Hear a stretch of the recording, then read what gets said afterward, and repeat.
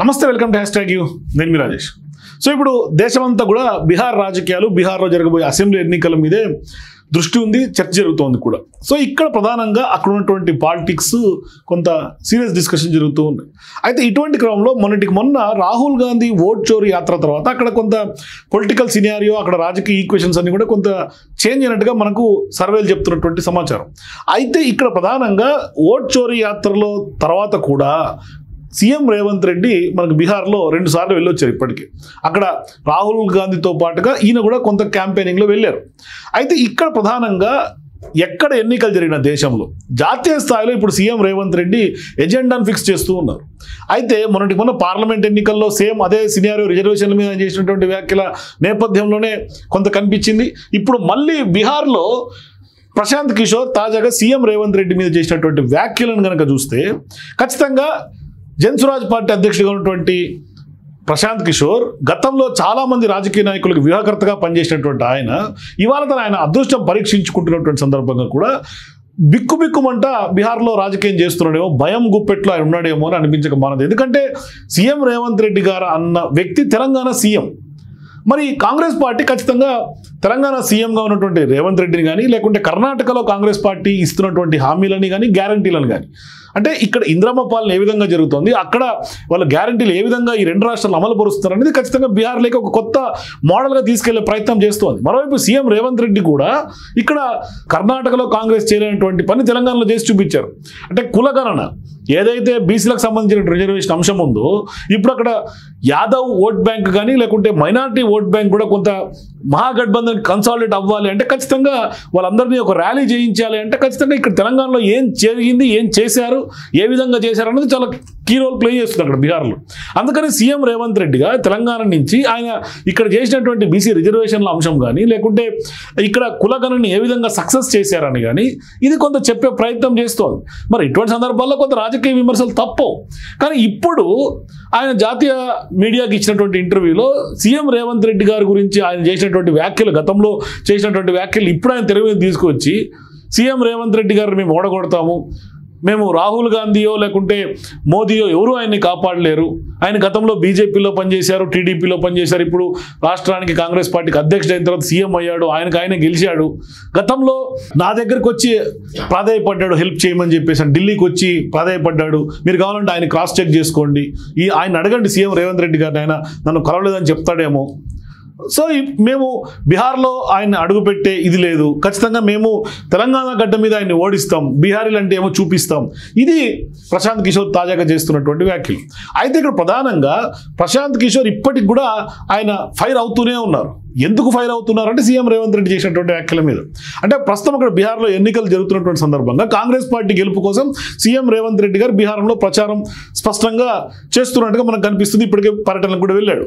మరి దీన్ని ముందుగానే పసిగట్టి, అంటే ఖచ్చితంగా సీఎం రేవంత్ రెడ్డి కనుక అక్కడ ఎంట్రీ ఇస్తే అక్కడ ఆయన హవా కొనసాగుతోంది కాబట్టి ఆయన అక్కడ ఉన్నటువంటి ఓట్ బ్యాంక్ అంతా కూడా కన్సాలిడేట్ చేసే అవకాశాలు ఉంటాయి. కాబట్టి ఇప్పుడు ఆయన్ని టార్గెట్ చేయాలని ప్రశాంత్ కిషోర్ అనుకున్నట్టుగా అనిపిస్తుంది. ఈయన ఆల్రెడీ పొలిటికల్ స్ట్రాటజిస్ట్ కదా, అందుకనే అంటే ఆయన ఓటమిని కానీ, ఆ ఓటమి భయాన్ని కానీ ముందే ఎక్స్పెక్ట్ చేశాడు. అంటే సీఎం రేవంత్ రెడ్డి బీహార్లో అడుగు పెట్టాడు కాబట్టి ఇక భవిష్యత్తులో ఎన్నికలు నోటిఫికేషన్, ఎన్నికల దాకా సీఎం రేవంత్ రెడ్డిని కనుక కొంత చాలా సీరియస్గా రాజకీయాల్లోకి బీహార్లో ఎంట్రీ ఇచ్చేస్తే ఇక ఈయన పరిస్థితి అధపాతాళంలోకి వెళ్ళిపోతుందని ప్రశాంత్ కిషోర్ భయపడినట్టుగా అనిపిస్తుంది. అందుకని ఇప్పుడు ఆయన ముందు నుంచే సీఎం రేవంత్ రెడ్డిని టార్గెట్ చేసినట్టుగా కనిపిస్తుంది. అంటే సీఎం రేవంత్ రెడ్డి గతంలో బీహార్లో ప్రచారంలో ఉపయోగించుకోవాలని కాంగ్రెస్ పార్టీ ఆల్రెడీ ఆలోచిస్తుంది.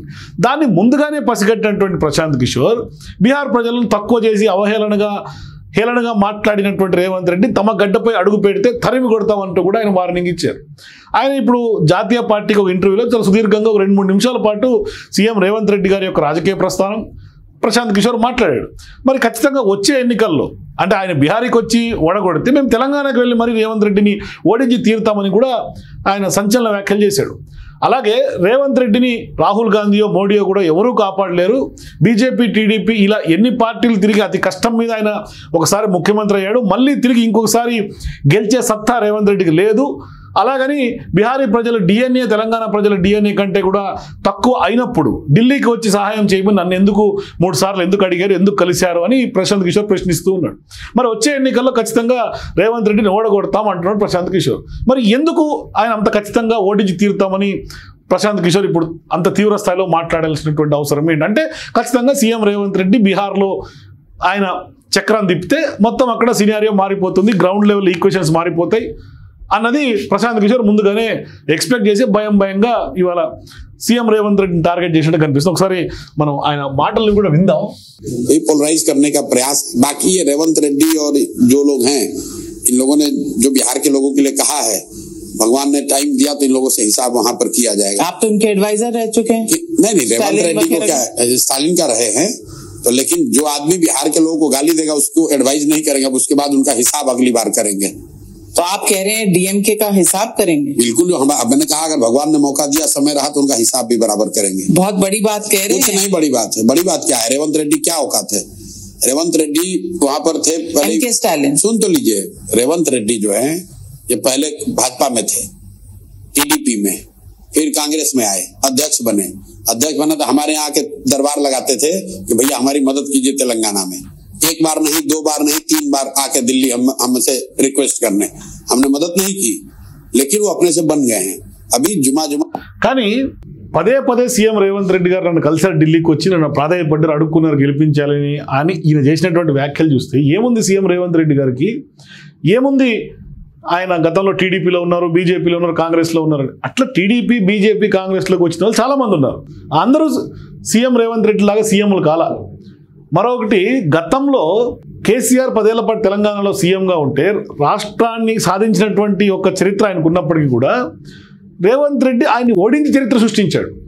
అయితే ఇట్లా బీజేపీ, కాంగ్రెస్, టీడీపీ మారిన నేతలు చాలామంది ఉన్నారు. అందరూ కూడా రేవంత్ రెడ్డి లాగా సీఎంలు కాల. అట్లాగే రాష్ట్రాన్ని సాధించినటువంటి చరిత్ర కేసీఆర్ అయి ఉండొచ్చు, కానీ అదే కేసీఆర్ 10 ఏళ్ల పాటు అధికారంలో ఉంటే గద్దె దించినటువంటి చరిత్ర సీఎం రేవంత్ రెడ్డిది. మరి ఆ చరిత్ర తెలవకుండా ఇప్పుడు నేను తెలంగాణకు వచ్చి ఓడగొడతా అంటే, గతంలో మిమ్మల్ని 1-2 సార్లు ఆయన కలిశాడో లేదో సీఎం రేవంత్ రెడ్డి గారు క్లారిటీ ఇస్తారు. అదేం ఇవ్వకుండా ఏం పోరు. ఖచ్చితంగా మీడియా ముందుకు వచ్చినప్పుడు ఏదో జర్నలిస్ట్ అడుగుతారు, ఆయన ఖచ్చితంగా చెప్తారు ఏ సందర్భంగా కలిశాడు, ఏం మాట్లాడారు, జరిగినటువంటి డిస్కషన్స్, ఇది అన్ని కూడా కుండ బద్దలు కొడతారు సీఎం రేవంత్ రెడ్డి గారు. ఆయన ఏమి మొహమాటంకు అడ్డొచ్చో లేకుంటే ఏం చెప్పకుండా ఉండే వ్యక్తి కాదు. కానీ ఆ రోజు మీరు రాజకీయ నాయకుడు కాదు కదా, ఆ రోజు మీరు పొలిటికల్ స్ట్రాటజిస్ట్ కదా. ఆయన ఒక రాష్ట్రానికి కాంగ్రెస్ పార్టీ అధ్యక్షుడిగా కలిసి ఉండొచ్చు, తప్పే ఉంది. ఇదే ప్రశాంత్ కిషోర్ దగ్గర సునీల్ కనుగోలు గతంలో స్ట్రాటజిస్ట్గా ఉన్నారు. మరి ఇదే ప్రశాంత్ కిషోర్ గతంలో కేసీఆర్తో కలిసి పనిచేశాడు, జగన్మోహన్ రెడ్డితో కలిసి పనిచేశారు. అంటే మీతో కలిసి పనిచేసినంత మాత్రాన, లేకుంటే మిమ్మల్ని వచ్చి మీరు అప్పుడు చేసింది వ్యాపారం, పొలిటికల్ రాజకీయ నాయకులతో మీరు పొలిటికల్గా వ్యాపారం చేశారు, అందుకని మిమ్మల్ని వచ్చి కలిసి ఉండొచ్చు, తప్పేముంది అందులో. దాన్ని మీరు ఇప్పుడు రాజకీయ నేతగా అవతారం ఎత్తి మీరు పార్టీ అధ్యక్షుడు అయిన తర్వాత గతంలో నా దగ్గరికి వచ్చాడు అంటే ఎస్ వచ్చి ఉండొచ్చు. ఆయన ప్రస్థానం ఒక జెడ్పీ చైర్మన్ నుంచి స్టార్ట్ అయ్యి పాలమూరు జిల్లాలో ఇవాళ తెలంగాణ రాష్ట్రానికి సీఎంగా ఎదిగినటువంటి ఘన చరిత్ర అయింది. మరి ఆయన కలిస్తే తప్పే ఉంది? ఆయన అందరినీ కలుస్తాడు, ఆయన కేసీఆర్ని కలుస్తారు, అందరినీ కలుస్తారు, తప్పే ఉంది? మీరు రాజకీయ స్ట్రాటజిస్ట్ ఒకప్పుడు కలిశారు, ఇప్పుడు దాన్ని పట్టుకొని వచ్చి నన్ను కలిశారో లేదో మీరు కనుక్కోండి అంటే ఎస్ తప్పే ఉంది కలిస్తే. మీరు అప్పుడు పొలిటికల్ స్ట్రాటజిస్ట్ కూడా కలిసి ఉండొచ్చు. ఇప్పుడు మీరు రాజకీయ పార్టీ అధినేత, జనసురాజ్ పార్టీకి అధినేత. ఇప్పుడు ఖచ్చితంగా ప్రశాంత్ కిషోర్ చేసినటువంటి వ్యాఖ్యలను చూస్తే ఆయన ఖచ్చితంగా ఓటమి భయం ఉంది, కాంగ్రెస్ పార్టీకి ఎక్కడ ఓట్లు కన్సాలిడేట్ అవుతాయనే భయం ఉంది. కాబట్టి ఆయన ఇవాళ ఇటువంటి వ్యాఖ్యలు చేస్తున్నట్టుగా మనకు అర్థమవుతుంది. पहली बार मुख्यमंत्री बने हैं, इसकी हिम्मत ही कहता है कि बिहार के लोग का डीएनए तेलंगाना के लोगों से खराब है, तो खराब है तक. ఇప్పుడు చూడండి, పెహ్లీ బార్ ముఖ్యమంత్రి హువా, మీరు అవ్వండి. మీకు ముఖ్యమంత్రుల్ని, ప్రధానమంత్రుల్ని చేసినటువంటి చరిత్ర మీకు ఉండొచ్చు, కానీ మీరు ముఖ్యమంత్రి అవ్వండి, తెలుస్తుంది దానికి వెనకాల ఎంత కష్టం ఉంటుంది. ఏం చేస్తే ముఖ్యమంత్రి సీఎం రేవంత్ రెడ్డి అయ్యిండు, ఇప్పుడు మీరు ఏం చేస్తే ముఖ్యమంత్రి అవుతారు? మీరు అవుతారా బీహార్కి ముఖ్యమంత్రి? ఇప్పుడు మీరు ఓట్లు చీల్చే కార్యక్రమంలో ఉన్నారు తప్పితే మీరు సీఎంగా అయ్యే పరిస్థితి లేదు మీకు అక్కడ. అది ఏ కూటమికి బెనిఫిట్ అవుతుందో కూడా మీకు కూడా తెలియదు. మీరు ఖచ్చితంగా ఎవరు అవునన్నా కాదన్నా ఎన్డీఏకి మీరు లబ్ధి చేయాలనేది మీరు జనసురాజ్ పార్టీ పేరుతోటి బీహార్లో వచ్చారనేది రాజకీయ వర్గాల్లో ఉన్నటువంటి చర్చ. దాన్ని మీరు యాక్సెప్ట్ చేయాలా, అడ్మిట్ చేసుకోండి మీరు దాన్ని. అది కాకుండా మేము ఒకసారి సీఎం అయ్యాడు, ఒకసారి సీఎం అయినా 2 సార్లు సీఎం అయినా సీఎంఏ కదా. ఆయన 10 ఏళ్ల పాటు నేనే ఉంటాను అంటున్నాడు, బల్ల గుద్ది మరి చెప్తున్నాడు. మీకు ఆ ధైర్యం ఉందా? నేను బీహార్కి సీఎం అయ్యే సత్తా నాకుందని మీకు చెప్పే దమ్ముందా? एक बार चुनाव होगा तो तुमसे मिलेंगे तेलंगाना में, तब पता चलेगा कि किसका खराब है किसका अच्छा है। हम डरते नहीं किसी से, कैमरे पे कह रहे हैं इनको जितना दम है ना ये लगा ले। राहुल गांधी से भी नहीं। अरे राहुल गांधी कौन पूछता है, हम किसी से नहीं डरते हैं, हम पैदा ही नहीं हुए डरने के लिए। ये जो लोग बिहार के लोगों को गाली दे रहे हैं ये समझ ले, अगर है हिम्मत तो बोल के दिखा दें इस बार रेवंत रेड्डी। पूरी ताकत लगाकर उनको हरवाएंगे, वहां पर जीत नहीं पाएंगे उनको, उनके राहुल गांधी ना बचा पाएंगे, कोई नहीं बचा पाएगा उनको आंध्रा में। ఏంటి ఈయన కాన్ఫిడెన్స్? రాహుల్ గాంధీ వచ్చినా నన్ను ఈయన కాపాడలేరు, మోడీ వచ్చినా కాపాడలేడు, నేను ఖచ్చితంగా నా శక్తి మొత్తం పెట్టి తెలంగాణలో సీఎం రేవంత్ రెడ్డిని ఓడిస్తా అంటే మీ శక్తి ఏముంటుంది? మీరు ఇంకో పార్టీ చేతులు కలుపుతారు అంతే కదా, అందులో కొత్త ఏముంది? ఇటువంటి ఎత్తులన్నీ చూసే ఆయన ఆ స్టేజ్కి వచ్చాడు. ఇప్పుడు మళ్ళీ అదేమంటారు కదా, కుప్పిగంతులు వేయాల్సిన అవసరం లేదు, మీ కుప్పిగంతులు ఆయన ముందు అవసరం లేదు. ఆయన ముందు కుప్పిగంతులు వేస్తే మీరు అడ్డంగా పడతారు. ఆల్రెడీ అన్ని చూసి వచ్చినటువంటి వ్యక్తి ఆయన. तेलंगाना में बिहार के लोगों को गाली दोगे और वहां पर राजनीति करोगे? हम गाली दे रहे हैं किसी को? बिहार के लोगों ने तुम्हारा खेत काटा है, क्या गाली दे रहे हो बिहार के लोगों को? और गाली दोगे तुम यहाँ के घूमोगे, यहाँ घूमोगे तो हम यहीं रुकने वाले नहीं, तुम्हारे तेलंगाना में आकर तुमको हराएंगे, हराने में पूरी ताकत लगाएंगे। और लोगों को पता है कि हम कर सकते हैं, बाप करेंगे। अब देखिए बिहारी फ्लेवर आ रहा है आपका? कोई फ्लेवर नहीं है, काय गाली दे रहे हो भाई?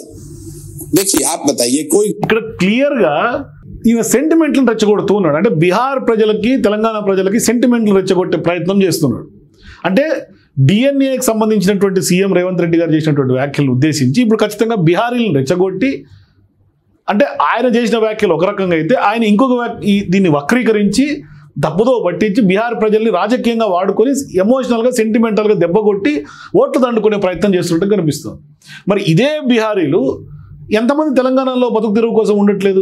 ఇక్కడేమి చిన్నచూపు చూడట్లేదే, ఎవరు పనుల్లో వాళ్ళు ఉంటున్నారు కదా. అంటే ఈయన ఉద్దేశం ఖచ్చితంగా పొలిటికల్గా స్ట్రాటజిస్ట్ కాబట్టి గతంలో ఈయన స్ట్రాటజీస్ అన్నీ ఈ విధంగానే ఉంటాయి. అంటే ఎమోషనల్గా చిచ్చు పెట్టడం, సెంటిమెంటల్ రెగ్గొట్టడం, మంటలు పెట్టడం, ఎన్నికల్లో గెలిపించడం, ఇది ఆయనకు తెలిసినటువంటి వెనుతో పెట్టినటువంటి విద్య. ఇప్పుడు మళ్ళీ సేమ్ అటువంటి వ్యవహారానికి బీహార్లో తెరలేపుతున్నట్టుగా కనిపిస్తుంది. సో చూద్దాం, ఇప్పుడు సీఎం రేవంత్ రెడ్డి గారిని ఖచ్చితంగా తెలంగాణకు వచ్చి ఓడిస్తా అంటున్నాడు కదా, మరి ఏం చేస్తారో కూడా భవిష్యత్ కాలం తెలిసిపోతుంది. మనం అందరూ చూస్తూనే ఉంటాం ఏం జరుగుతుందో కూడా. అప్పుడు మరి నిజంగా ప్రశాంత్ కిషోర్ మరి ఒకసారి సీఎం అవుతాడా బీహార్కి? ఏం జరుగుతుంది? మరి ఎందుకు సీఎం రేవంత్ రెడ్డి మీద ఇంత తీవ్ర స్థాయిలో విమర్శలు చేస్తున్నాడు? ఎక్కడ అంటే ఆయన ప్రశాంత్ కిషోర్ ధైర్యం ఏంటి? ఏం చూసుకుని ఆయన ఇవాళ అటువంటి వ్యాఖ్యలు చేశారు? మరి నిజంగానే బీహార్లో సెంటిమెంట్లు రేగొట్టినంత మాత్రాన ఈయన చేసినటువంటి కామెంట్స్ బేస్ చేసుకొని నిజంగానే ఈయనకి ఓట్లు ర్యాలీ అయ్యే అవకాశాలు ఎంతవరకు ఉంటాయి? మీరు కూడా ఖచ్చితంగా తెలంగాణ సీఎం రేవంత్ రెడ్డిని ఎందుకు ప్రశాంత్ కిషోర్ టార్గెట్ చేస్తూ ఉన్నాడు? ఇవాళ జాతీయ స్థాయి మీడియాలో ఇంటర్వ్యూ ఇచ్చినటువంటి క్రమంలో ఆయన ఎందుకు రేవంత్ రెడ్డి మీద ఇంత తీవ్ర స్థాయిలో వ్యాఖ్యలు చేశాడు? మీరు కూడా మీ అభిప్రాయాల కింద కామెంట్స్ తెలియజేయండి. For more videos please watch #.